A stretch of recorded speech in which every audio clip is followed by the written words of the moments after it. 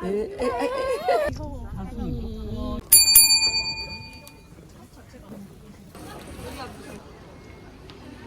easy to find ang meetup place for the tour na binook namin sa Klook. At ayan, nakasakay na kami sa bus, ready to go, and in-introduce lang ni tour guide yung place na pupuntahan namin for the day. Pagdating namin sa Kyushu African Safari, chinek agad ni tour guide kung may tickets pa for the jungle bus. Kaya lang, fully booked na daw sila that time. So yung bus na lang nag-tour for us dun sa whole safari. And nice lang din makikita mo out in the wild yung mga animals kaya free sila gawin lahat ng gusto nila.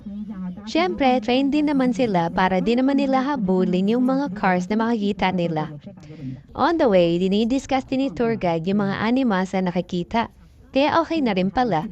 Yun nga lang, di namin na-feed yung mga animals sa safari. Pero after nun, nag-park lang yung bus.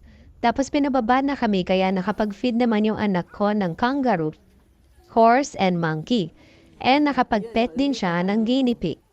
All in all, happy naman siya, so happy na rin kami maski di nakasakay sa jungle bus. The next place is Yufuit.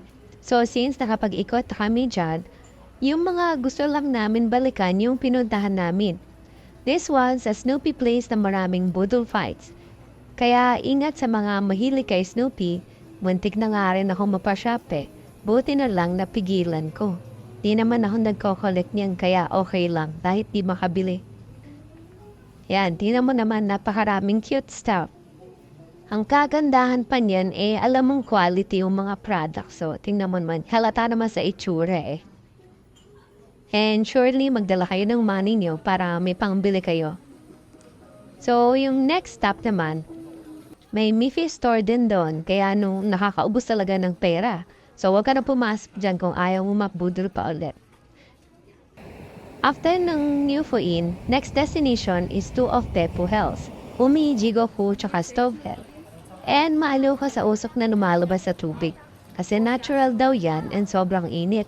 May performance pa si kuya kaya kahit di mo maintindihan, maaliw ka na lang sa boses niya.